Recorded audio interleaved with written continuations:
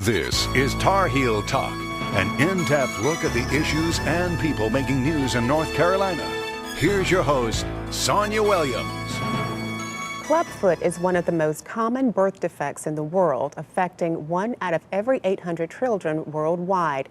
Now there's a local organization working to change that. It's called Miracle Feet. Here's more.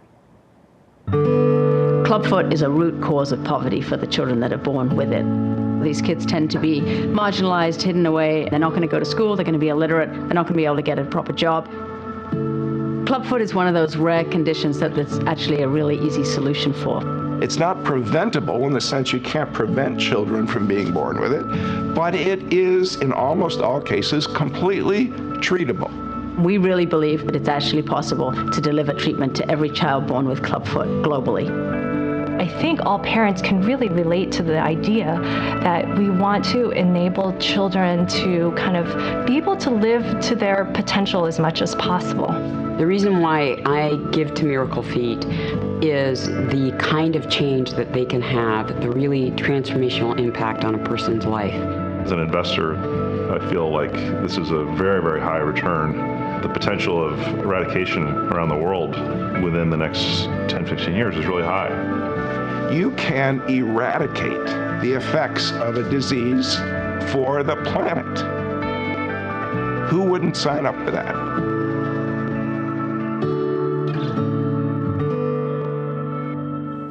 Joining me now are representatives from Miracle Feet, a local organization based out of Chapel Hill that's making an impact throughout the world. They are Jen Everhart, Deputy Program Director, and Amanda Springer, Director of Marketing and Communications. Welcome to Tar Heel Talk. Thanks, Sonia. It's great to be here. What amazing, life-changing work Miracle Feet is doing throughout the country, throughout the world. We think it's pretty exciting. Talk a little bit about this organization and its mission and how it all came about. So it is Miracle Feet's vision to see a world someday in our lifetime where any child that's born with clubfoot, no matter where he or she is born or to what situation he or she is born into, will be able to access proper treatment and will not need to live a life of disability. So Miracle Feet's been around for about 6 years, and we've grown tremendously. Since then, it started with a couple of people at a dining room table in Chapel Hill, and we recently reached the milestone of treating over 26,000 children in over 22 countries around the world. So it's we've been on quite the trajectory, and we're really excited to be a part of the movement. Mm-hmm. And Jen, you've been a part of those trips and got to meet children who have been affected by this, and adults as well. Talk a little bit about why there is such a stigma surrounded by clubfoot, because it's not something that we hear about a lot here in the U.S., but there are children here who are born with it. Right. There are children born in the United States, the same incidence as there are in developing countries. In the United States, children have access to treatment, so we simply just don't see them. Mm-hmm. But in the countries where we work, in developing countries, people are really having just a hard time surviving day to day. And when they have a disability, it makes it even more difficult. So it brings a lot of stigma to a family. They're going to have difficulty sometimes finding jobs, sometimes being integrated into the community, enrolling their child into school. So we're working in some of the poorest places in the world where just day-to-day survival is difficult, much less living with a disability such as clubfoot. So you talk about educating people in third world countries about this treatment. Where do you start, and then how do you connect with them? One of the greatest assets that we have are the families that have already been treated. And when you speak to a mother who didn't even hear about clubfoot when her child was born, and that child is born into a situation where there's a lot of fear and anxiety surrounding the birth. Mm-hmm. And when they are told, either by some of the outreach activities that we do, or another family who was affected by clubfoot, that there is treatment available, and they realize that they can go get that treatment free of charge at a Miracle Feet supported clinic, they become our best advocates. So I've talked to parents who have been told to hide their children and then become very vocal about the fact that this is not the family's fault. This is fixable, and there is hope, and their child is just as important as another child. So families do a lot of word of mouth for us. We do outreach campaigns, and we have, in Liberia, we have a team that's called the Foot Soldiers, and they go out into communities looking for people affected by clubfoot. So a lot of it is grassroots efforts by people who care deeply about clubfoot and its treatment. Talk about the treatment process. You've brought some things along here with you that your families will use. Talk a little bit about the start and the process, and then how it goes with the follow-up. Okay. So ideally, a baby would start treatment at 7 days, within 1 to 2 weeks after he or she is born. This doesn't always happen. Sometimes the children are hidden away and parents don't know that clubfoot is treatable. But what would happen 1 week, or hopefully within the first months of life, that the child would come into a clinic, a clubfoot clinic, a trained provider who has been trained in the Ponseti method, which is the gold standard of treatment of clubfoot in the United States, but also around the world. They would do an evaluation and assess the foot to make sure that there's no other underlying causes, that it's an idiopathic clubfoot, a deformity that doesn't really have a known reason. They'll examine the foot, and they'll see that it's pointed downward and inward. Each week they'll apply a cast. They'll first gently stretch the foot into a better position, and then they'll apply a cast. The family will return the following week. The cast will be removed, and each week the foot is corrected bit by bit. It becomes straighter and straighter each week. After 5 to 8 weeks, the last cast is removed, and then a simple procedure called a tenotomy is performed. That's just a procedure that's done under local anesthesia, and the Achilles tendon is cut. That allows the foot to move up into a better position. So after 3 weeks, the Achilles tendon just heals, it regenerates itself, and then the child will move into this brace. It's called a foot abduction brace. And this brace is worn 23 hours a day for 3 months. The parents just take it off for naps or for bath and just to clean the child up. After 3 months, the child will wear this only during naps and at nighttime for about 4 years. And during that time, the muscles are strengthened in the position that they should be. They're kept long, and in most cases, the foot is completely corrected. Wow. And that, again, is life-changing for families who have read stories about fathers abandoning their children because they were ashamed that they had clubfoot. Yes, that happens often. The lack of education in a lot of the countries where we work is astounding, and so these families honestly think there is no hope. So it's usually pretty surprising when they learn how simple and effective, and we call it gentle but very precise, that this method can be. And in 95% of cases, the children that are treated properly using this method will go on to live lives free of disability, and hopefully clubfoot's never a thought in their mind again. Absolutely. We're going to take a break. We'll talk more in just a minute. Up next, details on how Miracle Feet is transforming lives around the world. We'll hear some success stories when we come back.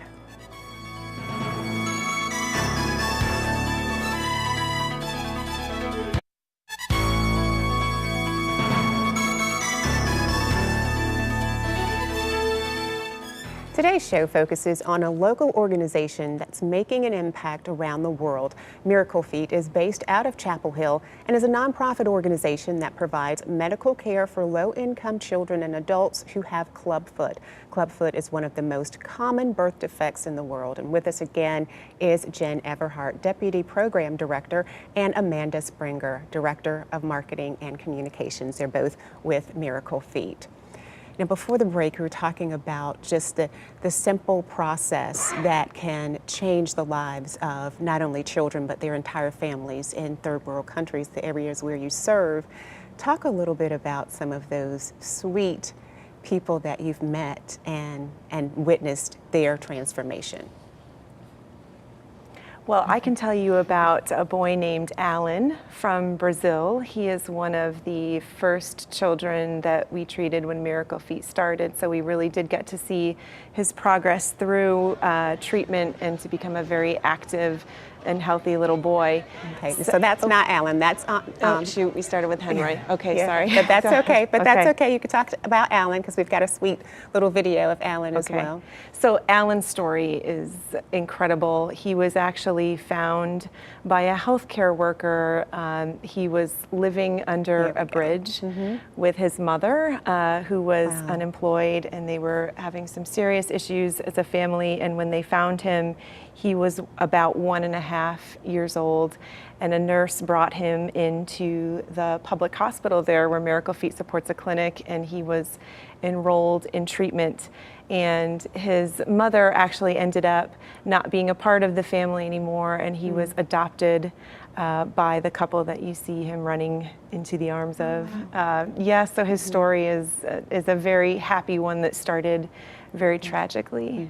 Yes, but he's thriving. He's thriving and still attends his checkups and is doing really well. That's great. That's great. And now, Enroy, he is another success story. I can tell you about Henry. I've seen many children with clubfoot, and I've treated children with clubfoot. But most recently, one of the children who I saw is a boy named Henry. He was 9 years old.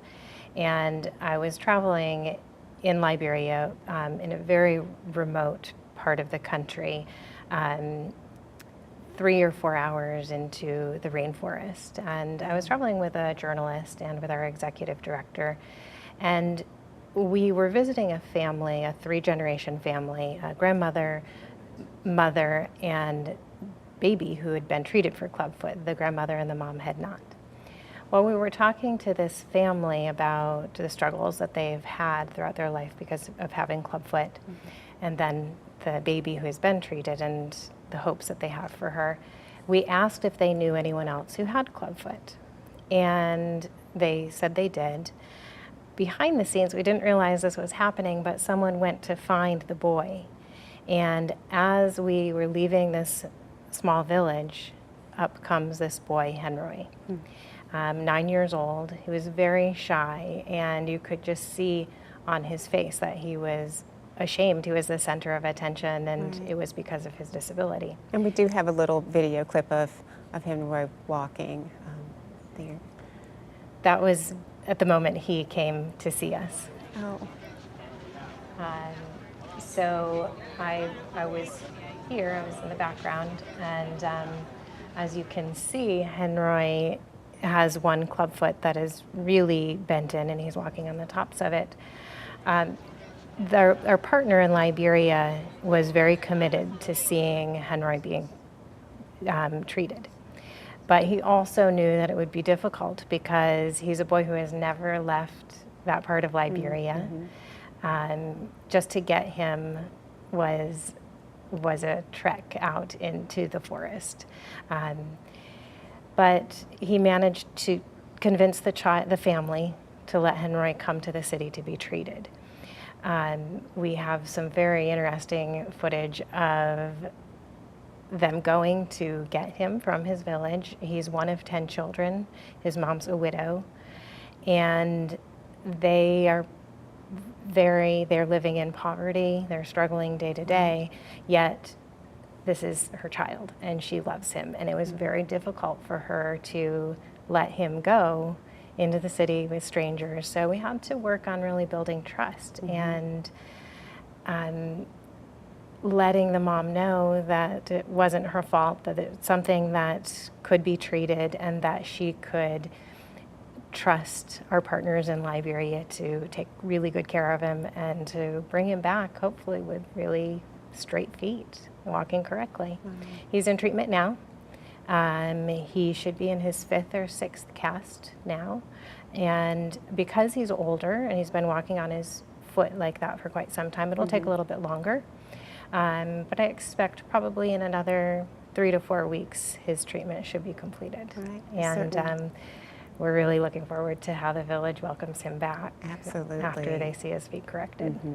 And hopefully that, too, that word of mouth, witnessing his transformation will encourage other families to reach out and get treatment. Absolutely. And you can follow his treatment. We are posting videos as close to when we get them as we can, and you'll be able to see his home on our YouTube channel and also his first casting treatment. So we'll be posting those updates when we get them. And his story's been especially inspiring to people here in the United States.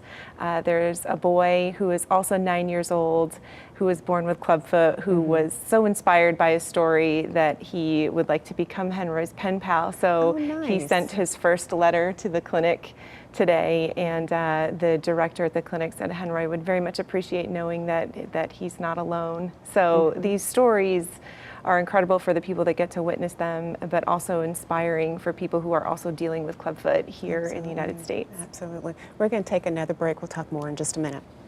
We'll be back with more on Miracle Feet after these messages.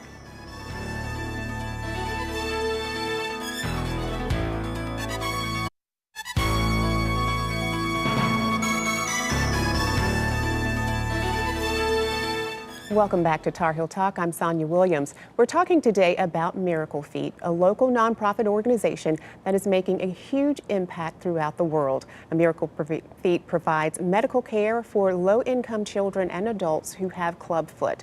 Clubfoot is one of the most common birth defects in the world. And with us again is Jen Everhart, Deputy Program Director, and Amanda Springer, Director of Marketing and Communications. Both are with Miracle Feet.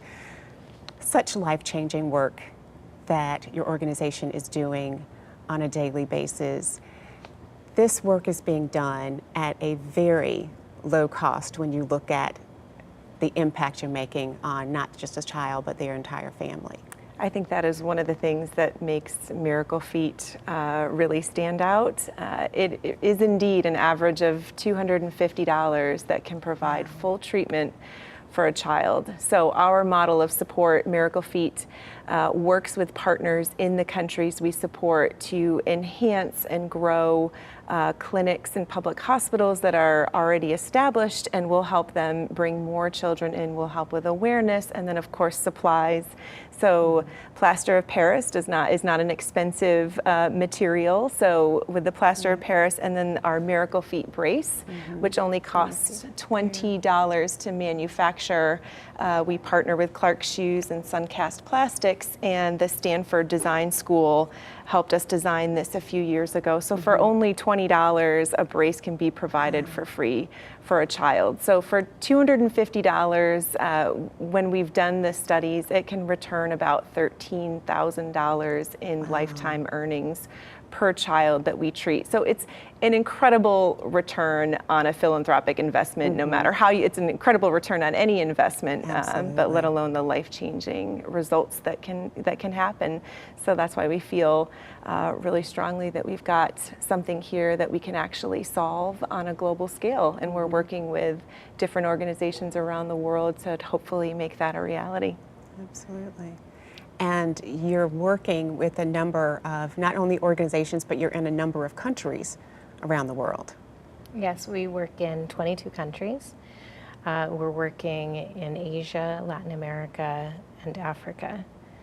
And in those countries, we're working with local doctors and other healthcare providers, physical therapists, nurses, and other doctors. And we are looking at a very ambitious goal of ending clubfoot disability in the entire world.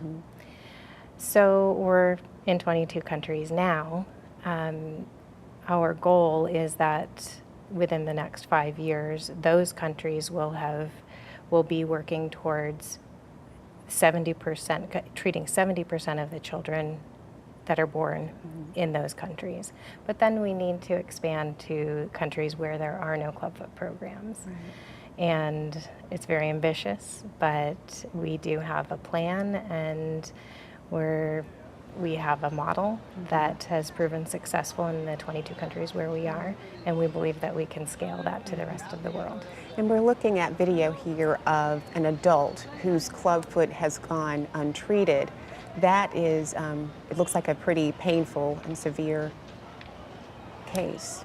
Yes, untreated clubfoot is extremely painful, is extremely debilitating, and not only is there the physical pain, but as we spoke about before, there's the emotional pain and the stigma associated with it. So to be able to solve that problem, we hope we see so many less children who grow up having to face a future like that. Absolutely. How can our viewers help support your efforts? Well, they can certainly donate on our website, miraclefeet.org, if they are so inclined. We have great supporters here in the U.S. who donate their children's birthday parties to Miracle Feet. We have folks who do races and triathlons and marathons where they CrowdRise. On CrowdRise, they'll do crowdfunding to support their race that will go to Miracle Feet. So there's a lot of creative ways that you can get involved and bring awareness. Follow us on social media, share it with your friends. Just tell people if you're inspired by the work we're doing, share it with your friends. And we appreciate any support and help and awareness building that we can get. Absolutely. And I know that there are, like we were talking about a little earlier in the show, there are people born in the U.S. with clubfoot. Some of these people are now famous, and people may not even realize that they had that condition when they were younger. Talk a little bit about that, because I think that might be surprising to some of our viewers. Yes, most people are shocked to learn Mia Hamm was born with clubfoot. I know she has some ties here locally, and we love her. Charles Woodson, famous football player, was also born with clubfoot. Troy Aikman, Christy Yamaguchi. Steven Gerrard is a soccer player in England and very well known over there. So there are many well-known people born with clubfoot and are shining examples of what you actually can become if treated properly. Absolutely, and important, I guess, to share that information that it is treatable, and not just here in the United States, but around the world. Yes, absolutely. There is hope. We have about a minute and a half left in the show. I want to give you a final appeal, if you will, to talk with our viewers about why it's so important to help support causes like Miracle Feet. I think there are a lot of worthy causes in this world, and a lot of ways that we can look at being a change that we wish to see in the world. Clubfoot is visible. It's fast, it's transformative, it's a problem that doesn't seem overwhelming when you really look at it.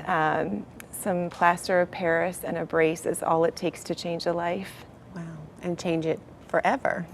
Right. Well, I want to tell people again to just go to miraclefeet.org, and they can connect with you, find out more about the organization and how they can help support it. And, we just thank you for the work that you're doing to change lives around the world, and thank you for sharing that work with us today. Thank you so much for having us. Right. That's it for this week's Tar Heel Talk. To comment on this or other episodes of the show, send us a message on our Facebook page, like us on Instagram, or send us an email to tarheeltalk@fox50.com. I'm Sonia Williams. Thanks so much for watching. We'll see you again next week.